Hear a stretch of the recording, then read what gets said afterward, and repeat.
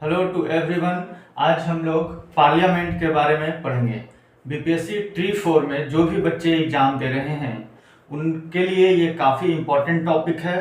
GS में ये इनसे चैप्टर से सवाल आते हैं, या फिर पॉलिटिकल साइंस का अगर कोई व्यक्ति टीचर बनना चाहता हो 9-10 में या 11-12 में किसी भी क्लास में, तो ये पार्लियामेंट टॉपिक उनके लिए काफ़ी महत्वपूर्ण होने वाला है। तो पार्लियामेंट को मैं बेसिक लेवल से जो भी इम्पोर्टेंट है एग्जाम के लिए मैं सब कुछ बताऊंगा। आप कुछ समय के लिए ध्यानपूर्वक देखें। फ्रेंड्स, पार्लियामेंट को क्या कहा जाता है? पार्लियामेंट है क्या? ये law making body.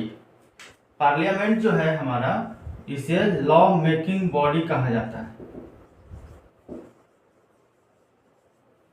Law making body, parliament एक लॉ मेकिंग बॉडी है, ये कानून बनाता है। आर्टिकल 79 स्टेट्स, आर्टिकल 79 ये बताता है कि एक पार्लियामेंट होगा भारत के लिए। भारत के लिए एक पार्लियामेंट होगा जो कि लॉ मेकिंग बॉडी के रूप में काम करेगा। ये कौन बताता है? आर्टिकल 79। ये आप लोग याद रखेंगे। आर्टिकल 79 यही बताता है कि एक लॉ मेकिंग बॉडी के रूप में पार्लियामेंट वर्क करेगा। पार्लियामेंट्री फॉर्म ऑफ गवर्नमेंट कहाँ से लिया गया फ्रेंड्स? तो ये ब्रिटेन से लिया गया है। पार्लियामेंट्री फॉर्म ऑफ गवर्नमेंट आपका ब्रिटेन से लिया गया है, इसलिए यह भी इम्पोर्टेंट हो जाता है क्योंकि ऐसे सवाल भी एग्जाम्स में रेगुलर आते हैं। तो ये लॉ मेकिंग बॉडी है। आर्टिकल 79 स्टेट्स दैट, ये बताता है कि ये लॉ मेकिंग बॉडी है और ये ब्रिटेन से लिया गया है।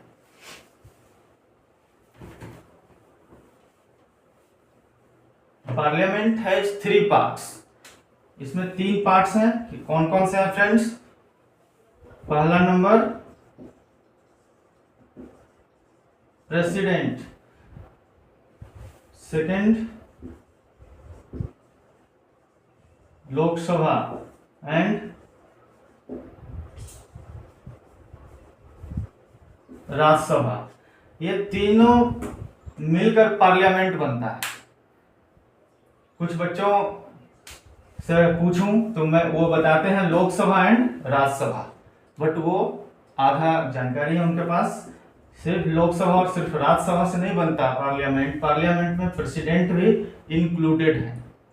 तो ये एग्जाम पॉइंट ऑफ व्यू से काफी इंपॉर्टेंट हो जाता है कि president, Lok Sabha and Rajya Sabha.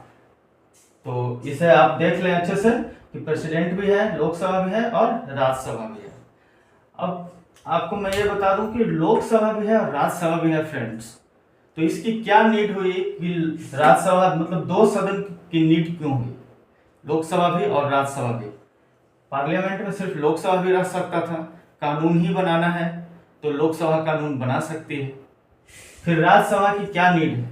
Need ये है फ्रेंड्स कि अगर कोई बहुमत से, अगर कोई मेजोरिटी से सरकार बना लेती है, अगर कोई मेजोरिटी से सरकार बना लेती है तो वो अपने अनुसार कुछ भी कानून बना सकता है। कुछ भी कानून बना सकता है क्योंकि उसके पास मेजोरिटी है, बहुमत है। तो उसी तानाशाही पर अंकुश लगाने के लिए एक राज्यसभा का गठन किया गया। उसी तानाशाही पर अंकुश लगाने के लिए कि आप कुछ भी कानून नहीं बना सकते हैं, वो राज्यसभा उस पर अंकुश लगा सकती है। राज्यसभा राज्यों का सदन होता है और लोकसभा लोगों का सदन। लोग यहाँ पे एमपी चुनते हैं, डायरेक्ट चुनकर भेजते हैं लोग।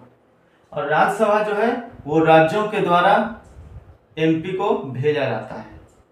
तो यहाँ लोगों के द्वारा डायरेक्ट चुनाव नहीं होते हैं, लोग नहीं चुनते, डायरेक्ट राज्यसभा में नहीं भेजते, इनडायरेक्टली होता है। और मैं बता दूं कि लोकसभा जो है इसको भंग किया जा सकता है, इसको भंग किया जा सकता है। और राज्यसभा भंग नहीं होती, ये एक अस्थाई सदन है। राज्यसभा क्या है फ्रेंड्स? अस्थाई सदन। राज्यसभा को अस्थाई सदन बोला जाता है। तो ये लोकसभा एंड राज्यसभा के बारे में मैंने आपको बता दिया। और इसका कार्यकाल के बारे में बता दूं, लोकसभा का कार्यकाल 5 इयर्स का होता है, राज्यसभा का कार्यकाल आप लोग जानते ही होंगे 6 इयर्स का होता है।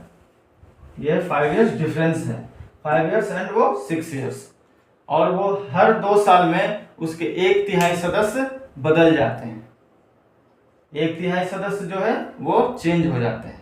हाँ, पुनः वो इलेक्ट हो सकते हैं, बट वो पुनः उनका कार्यकाल शुरू होता है, तो वो 2 साल में हर 1/3 बदल जाते हैं। तो ये चीजें मैंने आपको बता दी। इसके अलावा फ्रेंड्स, इसके अलावा मैं आपको बता दूं कि क्या वर्क होता है लॉ मेकिंग का। मैंने बताया कि पार्लियामेंट का वर्क है लॉ मेकिंग, और पहले से जो लॉ बना हुआ है उसमें क्या करेंगे, अमेंडमेंट करेंगे, अमेंडमेंट संशोधन। तो अमेंडमेंट जो है संशोधन है, इसका आर्टिकल कितना है फ्रेंड्स, ये भी इंपॉर्टेंट है, आप याद रखेंगे, आर्टिकल 368, यह संशोधन होता है आर्टिकल 368 के तहत। तो जो अमेंडमेंट होता है वो लोकसभा या राज्यसभा, जो संविधान संशोधन के लिए जो विधेयक लाया जाता है वो किस में पेश होता है, लोकसभा या राज्यसभा, वो किसी भी सदन में पेश किया जा सकता है। इसके लिए कोई मैंडेटरी नहीं है, कोई ऐसा नहीं है कि लोकसभा में ही होगा या राज्यसभा में ही होगा, किसी भी सदन में आप संविधान संशोधन के लिए पेश कर सकते हैं अंडर आर्टिकल 368। एक आपने नाम सुना होगा मनी बिल, जिसे धन विधेयक बोलते हैं, मनी बिल। यह आर्टिकल इसका कितना है मनी बिल का, आर्टिकल 110, आर्टिकल 110। मनी बिल जो लाया जाता है संसद में, वो सिर्फ और सिर्फ लोकसभा में ही प्रस्तुत किया जा सकता है।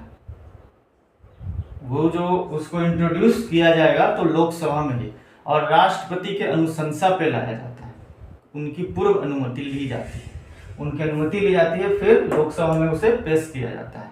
राज्यसभा मनी बिल नहीं ला सकती है, राज्यसभा का मनी बिल में कुछ खास पावर नहीं है।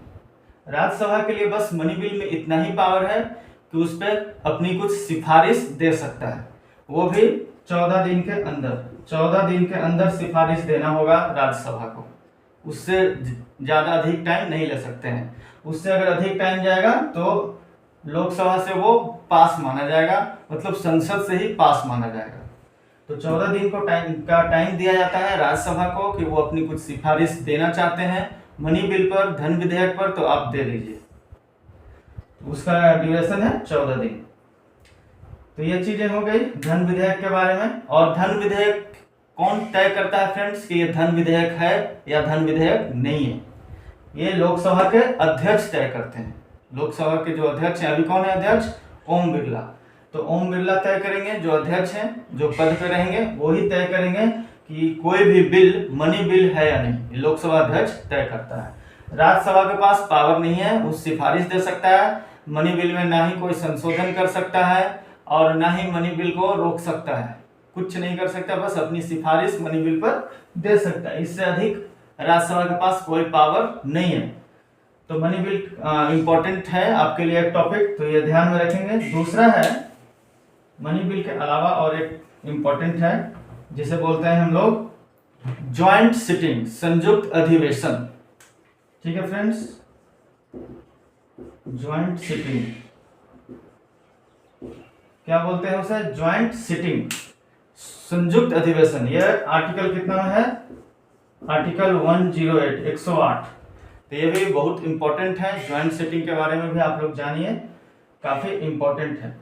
हाँ, लेकिन ज्वाइंट सिटिंग जो है संविधान संशोधन के लिए ज्वाइंट सिटिंग नहीं होती है, लेकिन उसके अलावा कुछ भी अगर वो मुद्दा है, जैसे मैं जो कि मतलब ज्वाइंट संविधान संशोधन के अलावा कोई मुद्दा है, तो ज्वाइंट सिटिंग करवाकर उस बिल को पास कर दिया जाता है। तो ज्वाइंट सिटिंग अंडर 108, ये दोनों सदन के सांसद जो हैं, लोकसभा एंड राज्यसभा के दोनों सदन के सांसद साथ बैठते हैं, एक साथ बैठते हैं, उसी को बोलते हैं ज्वाइंट सिटिंग अंडर आर्टिकल 108। तो बेसिकली पार्लियामेंट जो है वो लोकसभा, राज्यसभा और प्रेसिडेंट, ये तीनों को मिलाकर पार्लियामेंट बनता है। ये तीनों वर्क करते हैं, जिसके तहत लॉ बनाने का इनका अधिकार है। और भी काफ़ी ज़्यादा मतलब दूसरे और भी अधिकार हैं, लेकिन मैं आपको बेसिक बेसिक चीज़ें अभी बता रहा हूँ। तो इतनी सारी चीज़ें हो गई फ्रेंड्स।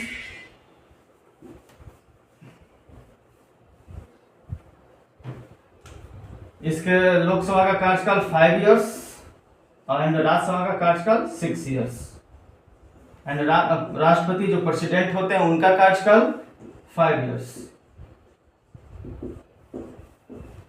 लोकसभा राज्यसभा का जो सभापति होता है फ्रेंड्स, वो कौन होता है? उपराष्ट्रपति, vice president. Vice president. Rajya Sabha के सभापति को कौन होते हैं? वाइस प्रेसिडेंट होते हैं। तो ये भी आप ध्यान में रखेंगे कि वाइस प्रेसिडेंट ही राज्यसभा के सभापति होते हैं। तो ये इतनी सारी चीजें पार्लियामेंट के बारे में मैंने आपको बताया। आपको हमारा वीडियो कैसा लगा आप जरूर बताएं, इंतजार रहेगा। नमस्कार।